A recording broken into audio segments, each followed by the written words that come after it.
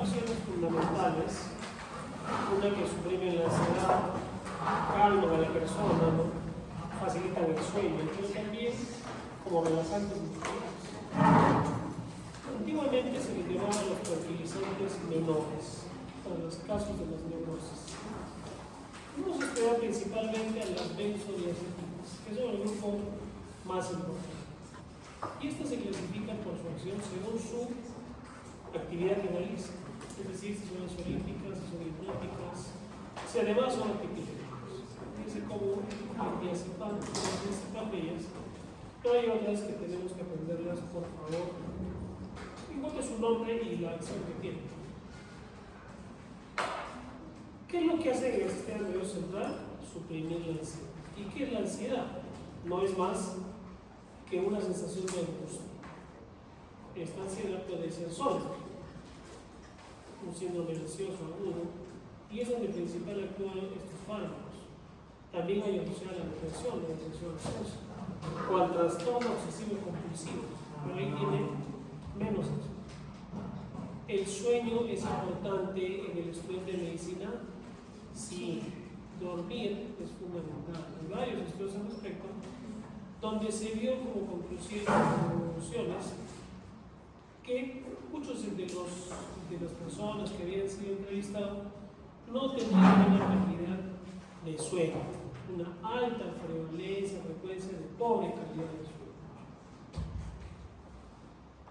Es así que para hablar de fisiología y entender qué es lo que pasa con estos fármacos, hay que hablar de latencia del sueño, que es cuando una persona va a dormir y se duerme, ese periodo. Y que el sueño tiene ciclos, se acuerdan del REM y no REM, y de las fases 1 al 4, que aquí es donde intervienen estos fármacos. La calidad, por lo tanto, del sueño es fundamental. Estos fármacos benzodiazepínicos tienen una acción entonces hipnótica, ¿sí? Inducen y mantienen el estado del sueño. Evidentemente van a disminuir pues, el periodo de latencia, la fase del sueño REM.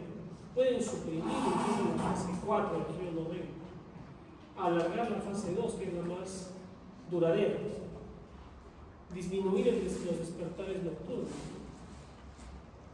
Idealmente, ya utilizamos poco para dormir como indicación tal las benzodiazepinas clásicas como el diazepam, sino más bien productos como el triazolante, mazepam, solpidem y sopiclona, cuyo efecto son 6 horas y permiten una mejor respuesta a esa persona al despertar, que no despierte todavía bajo efectos de la medicación. Los estudiantes de medicina deben tener una calidad de sueño adecuada. Si dormir incluso es más importante que comer. ¿Tiene un efecto relajante muscular? Sí, pero no es que sea un relajante muscular extremo, sino es ligero, y este efecto no es en la unión neuromuscular, sino en las interneuronas. Finalmente, es un anticonvulsivante también útil en epilepsias, sobre todo el diazepam por vía intravenosa. Suprime las convulsiones tónico-clónicas generalizadas. Entonces, hay una acción ansiolítica, hipnótica, relajante muscular y antiepiléptica que debemos tener claro al momento de entender estos fármacos. Pero ¿cuál es el mecanismo de acción? Potencian los efectos del GABA. El GABA es un neurotransmisor inhibitor GABA y glicina. ¿Habrá efectos sobre el corazón? Cuidado. Si hay un estímulo agresivo como un diazepam o un venoso, puede generar hipotensión. Y en el aparato respiratorio también puede generar paro respiratorio si se administra de forma brusca. Imagínense una persona de tercera edad con hipoxia y neumonía y le ponemos diazepam, puede producir paro respiratorio, así que es un medicamento de cuidado. En el ámbito médico es fundamental el conocer todo esto, porque valgan verdades, para poder cuidar a una persona y ser médicos, tenemos que cuidarnos también nosotros, ¿no? No fumar, no beber, descansar, no automedicarnos. Y eso es un tema con las benzodiazepinas, ¿no? Muchas veces están a la mano porque nos dan los laboratorios y decimos, no, voy a tomar solo un poquito porque estoy muy ansioso. Pero al final resulta en un abuso extremo y que puede llevar o ser parte del síndrome del quemado, ¿no? Del burnout. Lo he escuchado seguramente eso. Estos fármacos actúan en el sistema nervioso central, o sea, atraviesan muy bien las membranas, son liposolubles. La vía endovenosa es difícil a veces en niños, se usa mucho la vía rectal, buena ligación a proteínas y evidentemente pues tiene que llegar bien al cerebro. ¿Cuáles van a ser los efectos adversos? Cuidado, si tiene una persona, un paciente que es chofer de un bus interprovincial, no vamos a indicarle efectos fármacos, ¿no? Sedación, somnolencia diurna, cuidado con este tema, fines suicidas. Los efectos tóxicos directos son raros porque tienen un índice terapéutico amplio, es decir, desde que uno las empieza a tomar hasta que genere toxicidad, es mucha dosis, pero lógicamente tiene los efectos de sedación. Cuidado, pueden producir dependencia, sí, con efectos psíquicos y físicos, para poder querer consumirlos. ¿Para qué sirven entonces estos fármacos? Como ansiolíticos en las neurosis ansiosas, como hipnóticos, antipilépticos, relajantes musculares. Es más, el efecto relajante contribuye a disminuir la ansiedad, ¿no? En una persona. En medicación preanestésica y en el tétanos. El tétanos es una enfermedad porque los tiene un tétano que genera espasmos severos musculares. De hecho, no darla pues en el embarazo ni en la miastenia gravis, ¿no? Vas a agravar el problema. Entonces, los fármacos ansiolíticos, hipnóticos relajantes musculares, son principalmente, que tienen todos esos efectos, las benzodiazepinas, ¿no? Una benzodiazepina, ¿qué hemos dicho? Diazepam. Otro, clonazepam, alprazolam. Y así podemos seguir, ¿sí? ¿Cuáles son los 4 efectos principales? Ansiolítico. Relajante muscular. Muy bien, son 4. Porque todas estas indicaciones pues, vienen de esos efectos, ¿no? Ansiolíticos, hipnóticos, antipilépticos, relajantes. Esa suele ser la pregunta, ¿no? Su efecto principal o mecanismo de acción, potenciar el hígado. ¿De acuerdo? ¿Tienen alguna pregunta? Vamos a hablar, saliéndonos ya de los efectos neurológicos, de las endotelinas y el óxido nítrico, que no son más que autacoides. ¿Qué son los autacoides? Son químicos de naturaleza variable que tienen cosas en común. Son endógenos y actúan sobre sí mismos y sobre sus células vecinas, no a distancia. Son todos estos, hoy día vamos a estudiar el factor activador plaquetario, las endotelinas y el óxido nítrico. El factor activador plaquetario forma parte de la inflamación. Si hay cuadro inflamatorio, se estimula la formación de factor activador plaquetario, porque lo que hace es generar vasoconstricción, broncoespasmo, es 1000 veces más potente que la histamina, generando aumento de la permeabilidad vascular.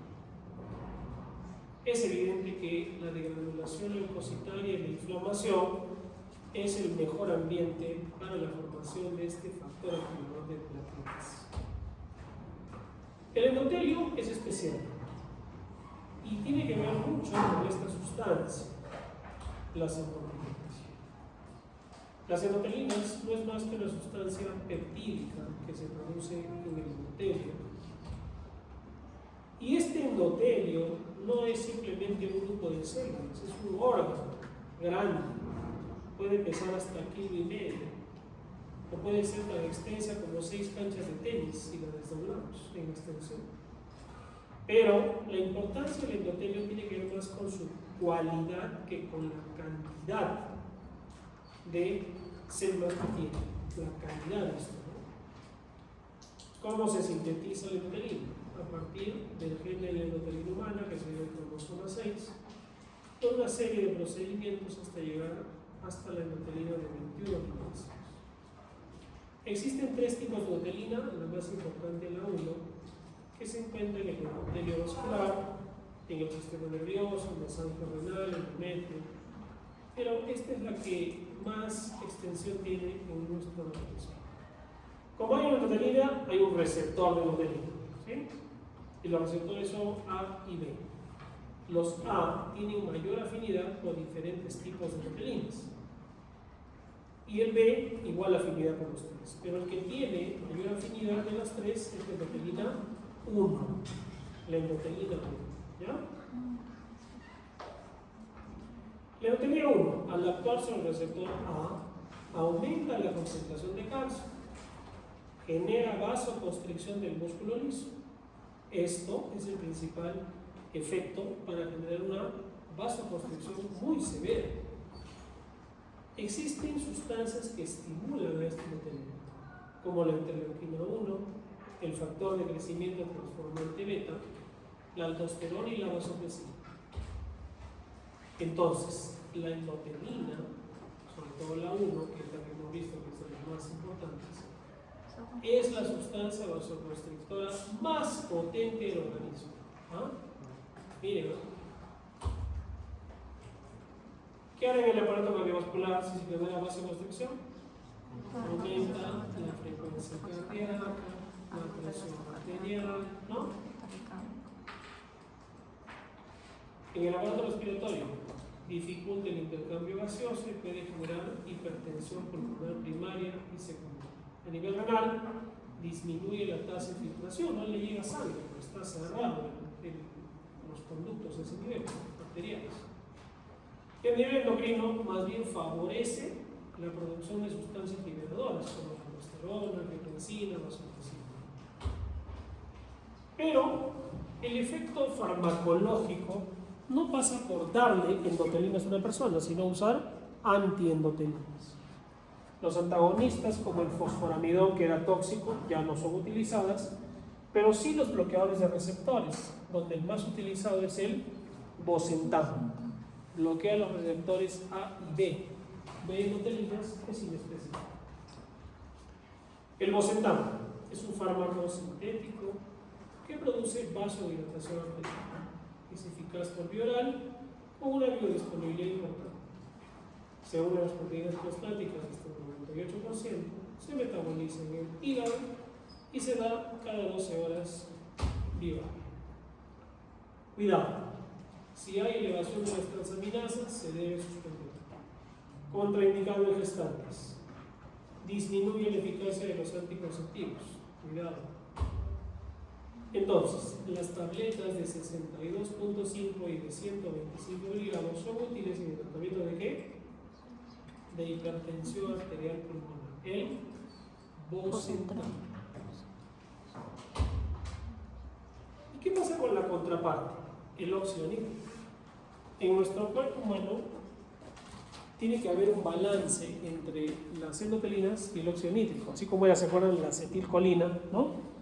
Igual con el sistema, con la noradrenalina, ¿no?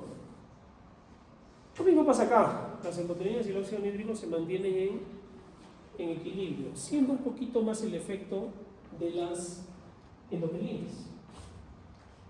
En el 98 fue otorgado el premio Nobel a Louis y Navarro por el descubrimiento de los efectos del óxido nítrico.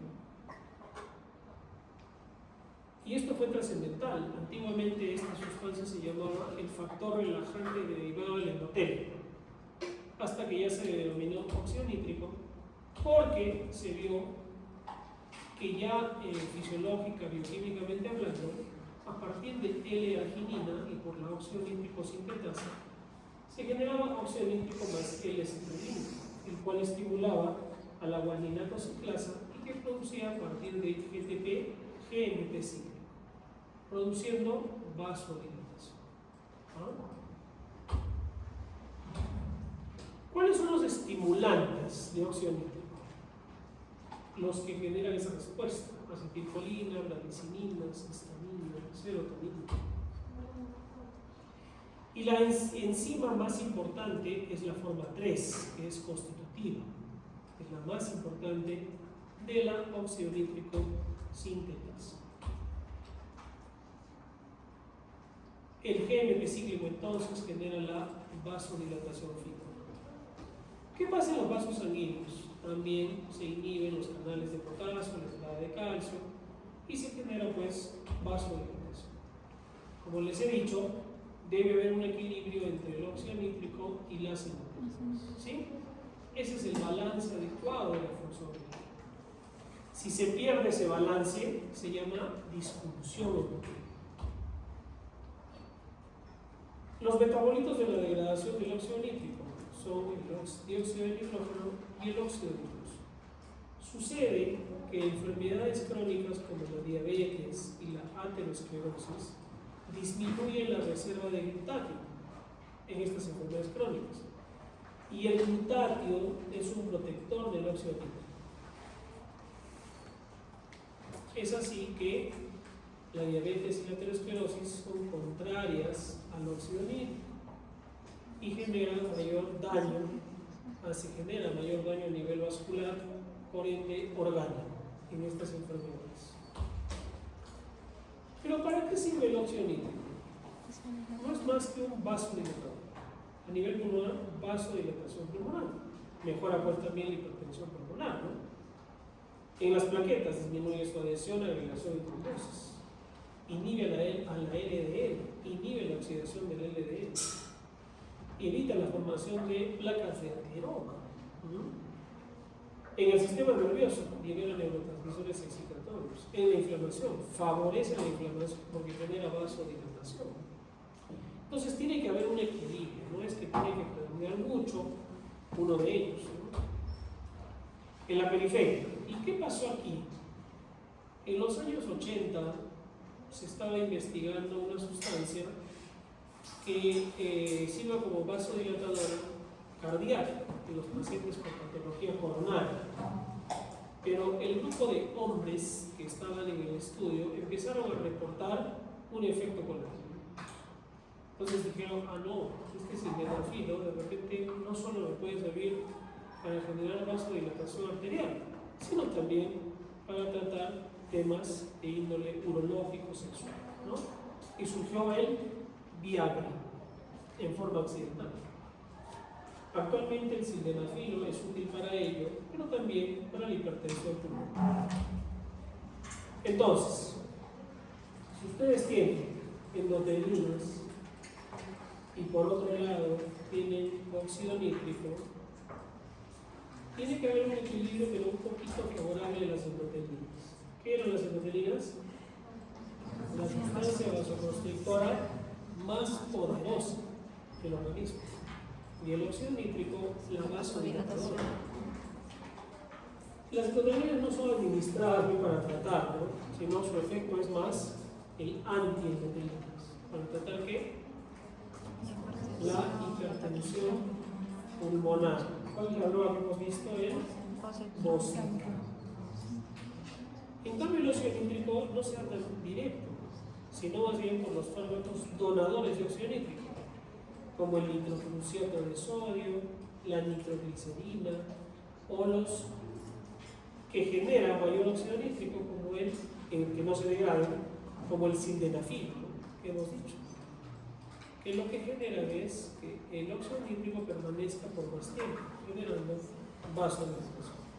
Si hay una alteración en el balance, ¿cómo se llama esto? Disfunción endotelial. ¿Ya? Muy bien. Saquen una hojita.